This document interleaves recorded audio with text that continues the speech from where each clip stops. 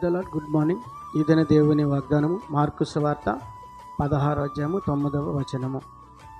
ప్రభువైన యేసుక్రీస్తు వారు ఆ దినము సిలువ వేయబడి 3వ దినాన లేచి మరి పునరుద్ధాన దినమునకును మరి ఆయన ఆరోహణమునకును మధ్య 40 దినాలు అనేక మందికి కనిపించి దర్శనమిచ్చినాడని లేఖనాలు చెబుతుంటేనే మరి మొట్టమొదటిగా మగ్దలేని మరియకు ఆయన కనిపించి ఆమెతో మాట్లాడి, నేను సజీవుడను. అవును, ఆ సజీవుడని యేసయ్య మరలా మరణమును గెలిచి మహిళను నిలిచి నీతో మాట్లాడుతున్నారు. నేను సజీవుడను, నేను జీవము గల దేవుడను, నిన్ను దీవించి ఆశీర్వదిస్తాను, నీతో మాట్లాడుతాను.